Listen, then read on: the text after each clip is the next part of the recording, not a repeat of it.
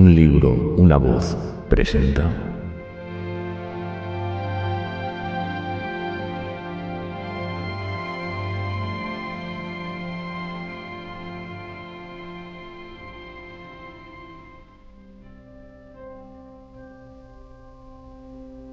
Los puentes de Madison County, un libro escrito por Robert James Waller.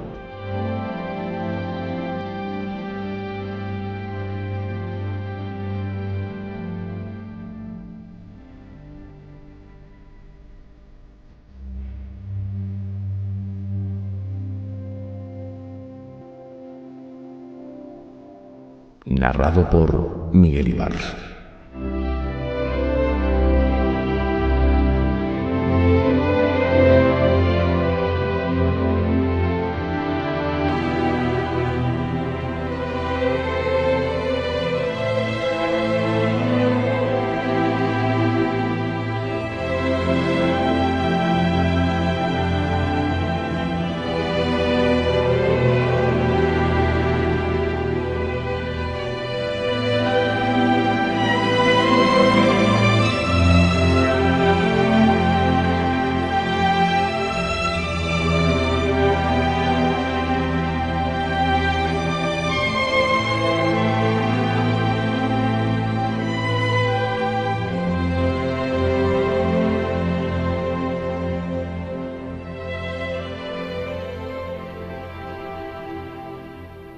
Episodio 4. Otra vez hay un lugar para bailar. Ese martes de agosto de 1965, por la noche, Robert Kincaid miró detenidamente a Francesca Johnson. Ella lo miró de la misma manera. Estaban a 3 metros de distancia, pero quedaron unidos de una forma sólida, íntima, inseparable. Sonó el teléfono. Francesca no dejó de mirar a Robert, ni se movió durante las 2 primeras señales. En el largo silencio después de la segunda y antes de la tercera, Robert respiró hondo y miró las bolsas de las cámaras. Eso le permitió a Francesca cruzar la cocina para acercarse al teléfono que estaba en la pared detrás de la silla de Robert. ¿Familia Johnson? Hola, Marge. Sí, muy bien. ¿El jueves por la noche? Francesca calculó. Robert dijo que se quedaría una semana. Llegó ayer. Hoy es martes. No le costó tomar la decisión de mentir. Francesca estaba junto a la puerta del porche con el teléfono en la mano izquierda. Él estaba muy cerca, de espaldas a ella. Francesca extendió la mano derecha y la apoyó en su hombro, un gesto habitual de algunas mujeres con los hombres que quieren. En solo 24 horas había llegado a querer a Robert Kincaid. Ay, Marge, voy a estar ocupada. Debo ir de compras a Des Moines. Quiero aprovechar para hacer un montón de cosas que vengo postergando, ahora que Richard y los chicos no están. Su mano se apoyaba tranquilamente en Robert. Sentía el músculo que iba desde el cuello hasta el hombro, detrás de la clavícula. Miraba sus cabellos grises con raya en medio, que caían sobre el cuello de la camisa. Marge seguía parloteando. Sí, Richard llamó hace un rato. No, el premio se da el miércoles, mañana. Richard dijo que estaría de regreso el viernes a última hora. ¿Quieren ver algo el jueves? Es un viaje largo, sobre todo en el camión del ganado. No, el entrenamiento de fútbol solo comienza dentro de una semana. Sí, una semana. Al menos eso dijo Michael. Francesca sentía el calor del cuerpo de Robert debajo de la camisa. El calor se transmitía a su mano, ascendía por el brazo y, desde ahí, se irradiaba por todo su cuerpo, sin esfuerzo, en realidad sin control por parte de ella. Robert estaba inmóvil. No quería hacer ningún ruido que despertara la curiosidad de Marge. Francesca lo comprendía. Ah, sí, un hombre que pedía indicaciones. Como suponía, Floyd Clark había ido a su casa e inmediatamente le había contado a su esposa lo de la camioneta verde que había visto al pasar por la casa de los Johnson. ¿Un fotógrafo? Por Dios, no lo sé. No presté mucha atención. Es posible. Cada vez era más fácil mentir. Buscaba a Roseman Bridge. ¿En serio? ¿Estuvo tomando fotos de los viejos puentes? Bueno, parece inofensivo. ¿Un hippie? Francesca se rió y vio que Kincaid sacudía la cabeza. Bueno, no sé muy bien cómo es un hippie. Ese hombre era muy educado. Solo estuvo 1 o 2 minutos y se fue. No sé si hay hippies en Italia, March. Hace 8 años que no voy por allá. Además, como te he dicho, no sé si reconocería a un hippie en caso de encontrarme con uno. March habló del amor libre y las comunas y las drogas. Acababa de leer algo sobre eso. March, estaba a punto de meterme en la bañera cuando has llamado. Será mejor que vaya antes de que se enfríe el agua. Bien, te llamaré. Adiós. No deseaba retirar la mano del hombro de Robert, pero no tenía ninguna buena excusa para dejarla ahí, de manera que fue hasta el fregadero y encendió la radio. Más música country. Movió el dial hasta que se oyó una orquesta y lo dejó ahí. Mandarina, dijo Robert. ¿Qué? La canción se llama Mandarina. Es sobre una mujer argentina. Hablar otra vez de la periferia de las cosas. Decir cualquier cosa. Luchar con el momento y el sentido de todo esto, oyendo en las profundidades de su mente el golpe de una puerta que se cierra detrás de 2 personas, en una cocina de Iowa. Francesca sonrió a Robert. ¿Tienes hambre? La comida está lista para cuando quieras. Ha sido un día largo y bueno, preferiría tomar otra cerveza antes de comer. ¿Me acompañas? Ir dando vueltas, buscando el centro, perdiéndolo minuto a minuto. Ella dijo que sí. Robert abrió 2 cervezas y le acercó una. A Francesca le gustaba su aspecto y cómo se sentía.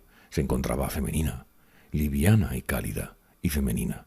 Se sentó en la silla de la cocina, cruzó las piernas y el dobladillo de la falda quedó bastante por encima de la rodilla derecha. Kincaid estaba apoyado en la nevera, con los brazos cruzados sobre el pecho, la botella de Budweiser en la mano derecha.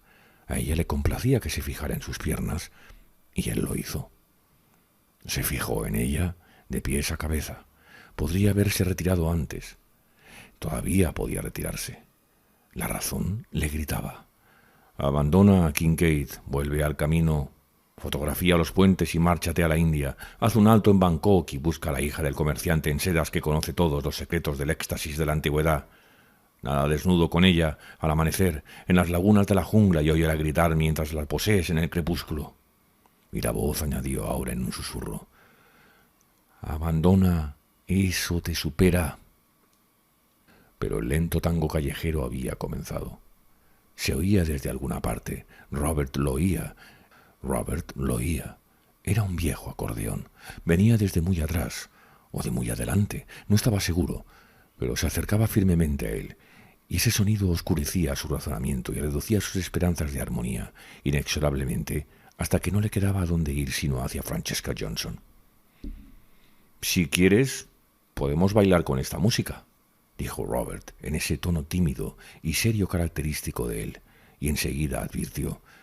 No soy buen bailarín, pero si quieres, creo que puedo arreglármelas en una cocina. Jack arañaba la puerta del porche. Quería entrar, que se quedara fuera. Francesca se sonrojó un poquito. Bueno, yo no bailo mucho. Ahora. Bailaba cuando era jovencita, en Italia, pero ahora casi exclusivamente en la víspera de Año Nuevo, y solo un poco. Él sonrió y dejó la cerveza en la repisa. Ella se levantó y se acercaron el uno al otro. Este es el baile de los martes por la noche por la WGN de Chicago, dijo una untuosa voz de barítono. Volveremos después de algunos mensajes. Los 2 se rieron. Llamadas telefónicas y anuncios publicitarios. Había algo que seguía interponiendo la realidad entre ellos. Lo sabían sin necesidad de decirlo. Pero de todos modos él había extendido el brazo izquierdo para cogerle la mano derecha y se apoyó cómodamente en la repisa, con las piernas cruzadas a la altura de los tobillos, la pierna derecha sobre la otra.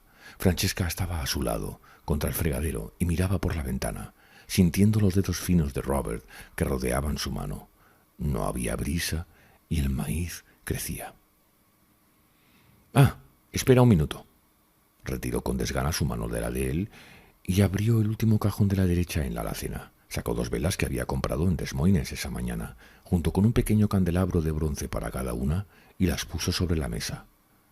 Robert se acercó y encendió las 2 velas mientras ella apagaba la luz del techo. Ahora estaban casi a oscuras. Las llamas de las velas apuntaban hacia arriba, agitándose apenas en la noche sin viento. La sencilla cocina nunca había estado tan bonita. Recomenzó la música. Afortunadamente para los dos era una versión de Hojas Muertas. Ella se sentía extraña, él también, pero le cogió la mano, le rodeó la cintura con un brazo. Ella se aproximó a él y la sensación de extrañeza se desvaneció.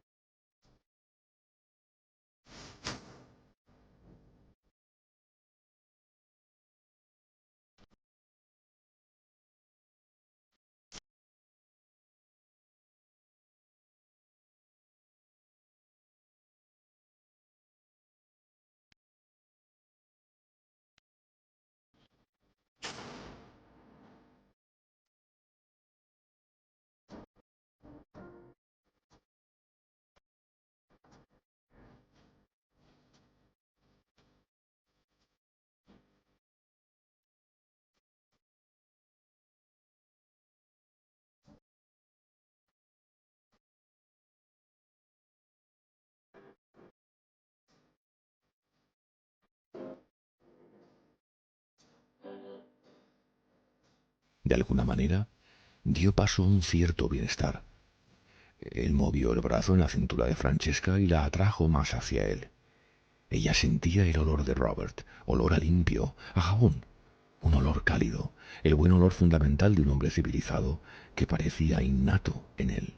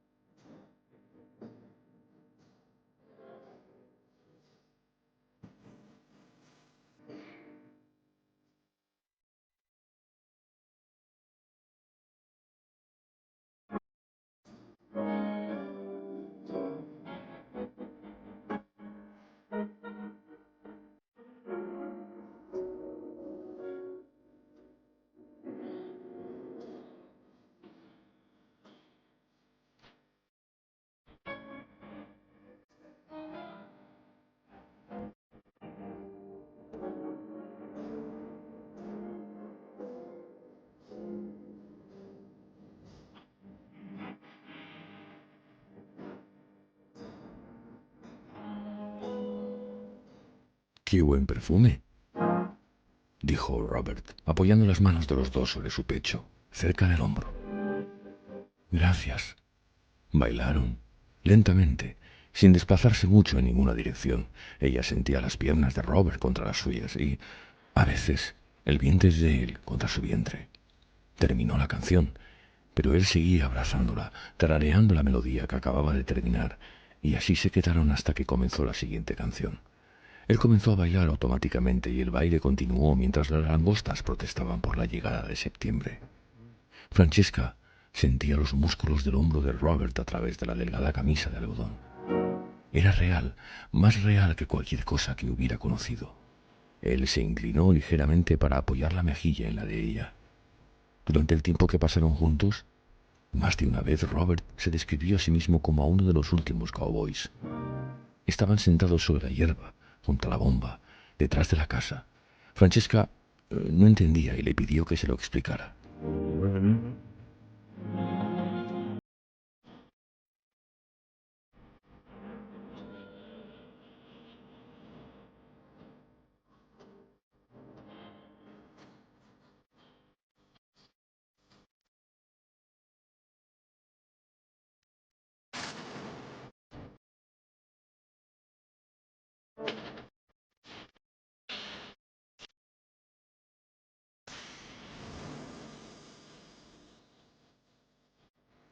Cierta clase de seres humanos están anticuados, dijo Robert.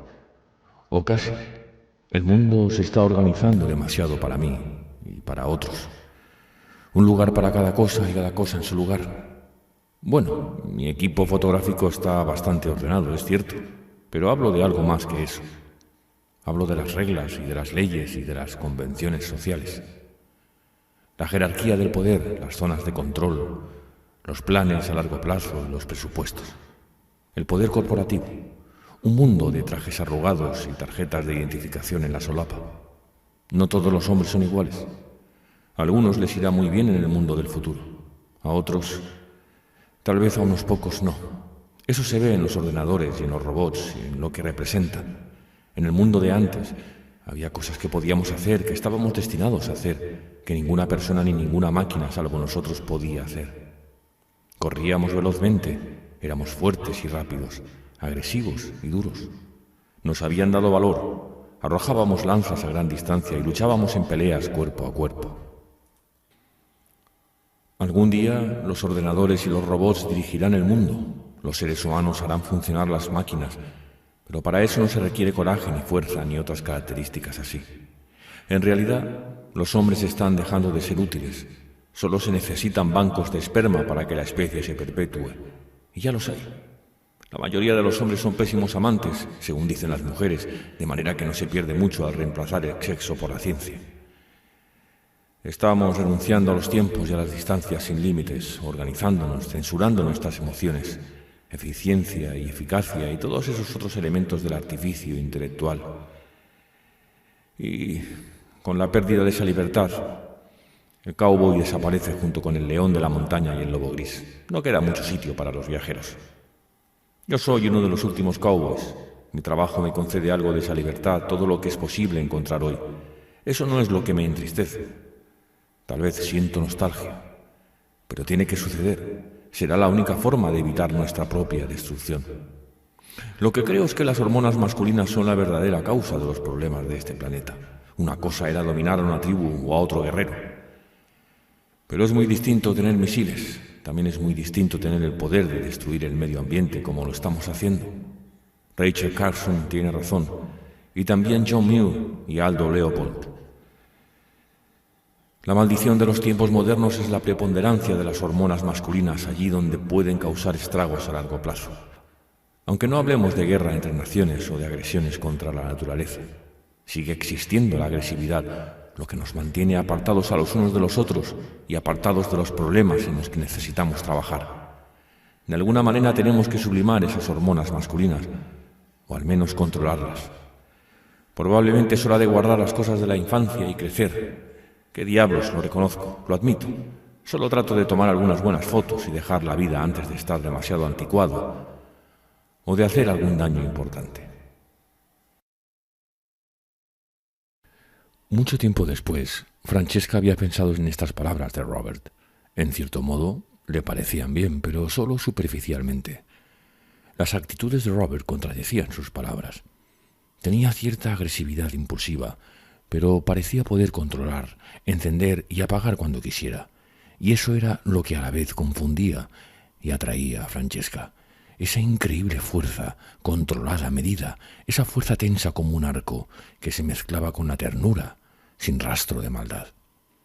Ese martes por la noche, gradualmente y sin proponérselo, se acercaron cada vez más, bailando en la cocina.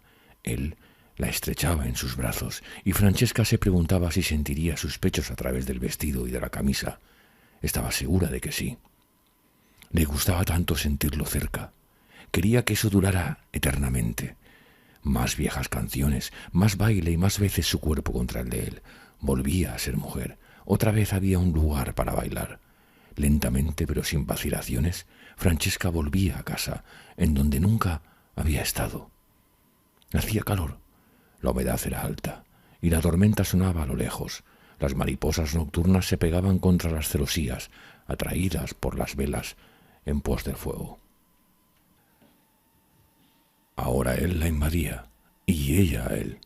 Apartó la mejilla de la de él, lo miró con sus ojos oscuros y él la besó, y ella le devolvió el beso, un beso suave y largo, cantidades de besos.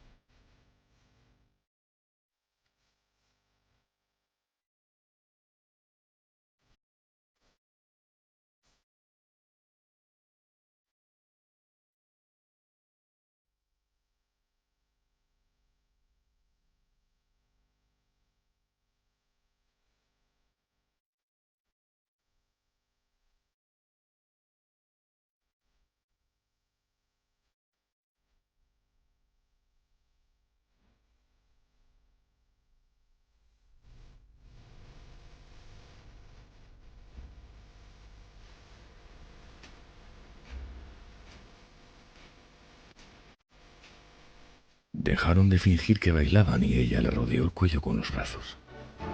La mano izquierda de Robert se apoyaba en la cintura de Francesca. Por detrás, la otra le acariciaba el cuello, la mejilla y los cabellos. Thomas Wolfe hablaba del fantasma del antiguo deseo. El fantasma se había despertado en Francesca Johnson, en los dos. Sentada junto a la ventana el día en que cumplía 67 años, Francesca miraba la lluvia y recordaba. Llevó el coñac a la cocina y se detuvo un momento, observando el punto exacto en que habían estado de pie los dos. Las sensaciones en su interior eran avasalladoras, como siempre, tan fuertes que, a través de los años, solo se había atrevido a evocarlas detalladamente una vez por año porque, de otro modo, se habría desmoronado con esa tremenda fuerza emocional. Para sobrevivir había tenido que abstenerse de recordar, aunque en los últimos tiempos los detalles la asaltaban cada vez con mayor frecuencia. Ya no trataba de impedir que Robert volviera a ella. Las imágenes eran claras y reales y estaban ahí. Después de tanto tiempo, 22 años, pero lentamente volvían a ser su realidad, la única en la que le importaba vivir. Sabía que cumplía 67 años y lo aceptaba, pero no podía imaginar que Robert Kincaid tuviera cerca de 75. No podía pensarlo, no podía concebirlo, ni siquiera concebir que pudiera concebirlo. Él estaba con ella, ahí, en la cocina, con la camisa blanca, los largos cabellos grises, los pantalones caqui, las sandalias marrones, la pulsera y la cadena de plata alrededor del cuello. Él estaba ahí, abrazándola.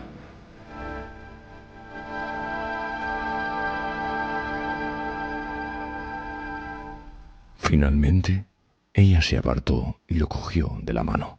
Lo llevó arriba. Pasaron por el cuarto de Caroline, por el de Michael, y entraron en la habitación de Francesca. Solo encendió un pequeño velador en la mesita de noche. Ahora, tantos años después, Francesca subió lentamente la escalera con la botella de coñac, extendiendo el brazo derecho hacia atrás como si Robert todavía la siguiera, como para evocar el recuerdo de él cuando iba detrás suyo, por el pasillo, hasta el dormitorio. Las imágenes físicas grabadas en la mente de Francesca eran tan claras que podían ser una de las precisas fotografías de Robert. Recordaba a Robert sosteniéndose encima de ella, avanzando lentamente el pecho contra su vientre y sobre sus senos. Lo había hecho una y otra vez, como cumpliendo con un ritual de cortejo animal sacado de un viejo libro de zoología. Se movía sobre su cuerpo, besando alternativamente sus labios, sus orejas, pasándole la lengua por el cuello, lamiéndola como un imponente leopardo en la hierba alta de una sabana. Era un animal soberbio, duro, macho, que no hacía nada manifiesto por dominarla, pero que la dominaba completamente, en la forma exacta en la que ella deseaba que sucediera en ese momento. Pero había algo que iba más allá de lo físico. A pesar de que el hecho de que él pudiera hacer el amor durante tanto tiempo sin cansarse tenía su importancia. Amado, ahora, después de pensar tanto en ello, durante todos esos años, casi le parecía algo normal y corriente. Era un asunto espiritual, pero no corriente. Mientras hacían el amor, ella se lo había susurrado, captándolo en una sola frase. «Robert, eres tan fuerte que me da miedo». Él era físicamente poderoso, pero usaba su fuerza con cuidado. Sin embargo, era algo más que eso. El sexo era una cosa.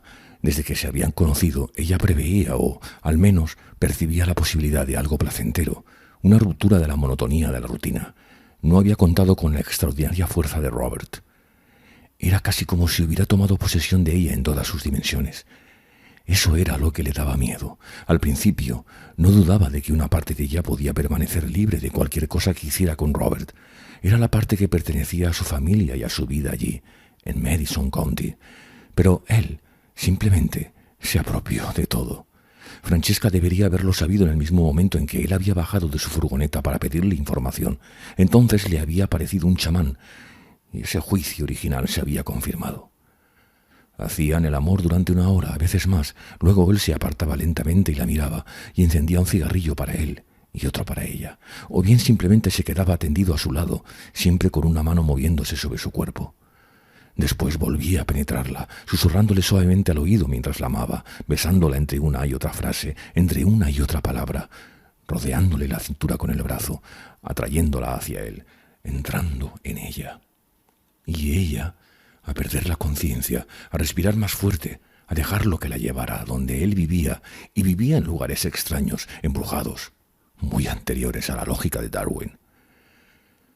Con la cara hundida en el cuello de Robert y la piel contra la de él, Francesca olía ríos y humo de leña, oía trenes de vapor que salían de estaciones invernales en noches de un pasado remoto. Veía viajeros vestidos de negro que avanzaban sin cesar por ríos helados y praderas estivales, marchando hacia el fin de las cosas. El leopardo saltaba sobre ella una y otra vez, y otra, como el vendaval en las llanuras, y, deslizándose sobre él, ella cabalgaba en ese viento como una sacerdotisa hacia los dulces fuegos obedientes que marcaban la suave curva del olvido. Ella murmuraba suavemente sin aliento. «¡Ah, Robert! Robert, me pierdo».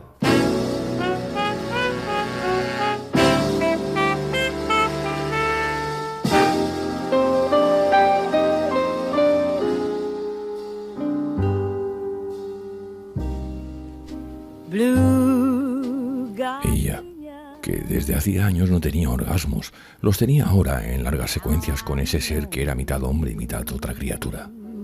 Francesca se preguntaba cómo él resistía tanto, y Robert le dijo que podía llegar a los orgasmos de la mente lo mismo que a los físicos, y que los orgasmos de la mente tenían un carácter especial.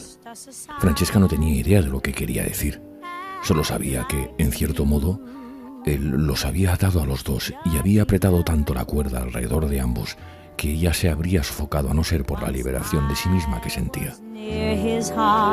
La noche avanzaba y la gran danza en espiral continuaba. Robert Kincaid rechazaba la idea de lo lineal y se refugiaba en una parte de sí mismo que solo tenía que ver con la forma, el sonido y la sombra.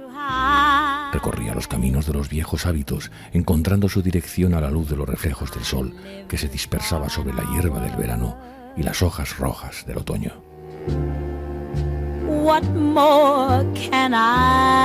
Y Robert oía las palabras que él mismo le susurraba a Francesca como si otra voz que no era la suya estuviera diciéndolas.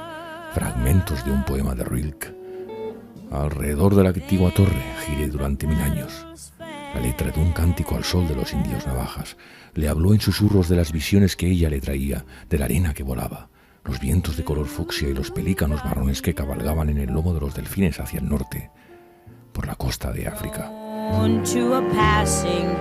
Sonidos, pequeños sonidos ininteligibles salían de la boca de Francesca cuando se arqueaba hacia él, pero era un lenguaje que él comprendía a la perfección, y en esa mujer estaba debajo de él, el vientre contra el suyo, a la que penetraba profundamente. Terminaba la larga búsqueda de Robert Kincaid. Ahora, por fin, descubría el significado de todas las pequeñas huellas en todas las playas desiertas por las que había caminado, y el de todas las cargas secretas que llevaban los barcos en que nunca había navegado, y el de todos los rostros velados que había visto pasar por calles sinuosas de ciudades crepusculares. Y, como le sucedería a un gran cazador de la antigüedad que hubiera viajado a tierras lejanas y ahora viera el resplandor de las hogueras de su país natal, su soledad desapareció. Por fin, venía desde tan lejos, y estaba tendido sobre ella, perfectamente realizado e inalterablemente completo en su amor por ella. Por fin, hacia el amanecer, se incorporó ligeramente y dijo, mirándola a los ojos: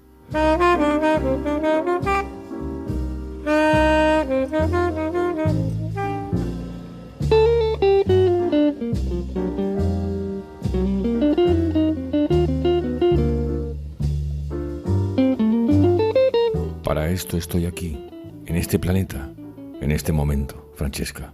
No para viajar ni para tomar fotos, sino para amarte. Ahora lo sé. He estado cayendo desde el borde de un sitio muy grande, muy alto, en algún lugar del pasado durante más años que los que he vivido en esta vida. Durante todos esos años he estado cayendo hacia ti.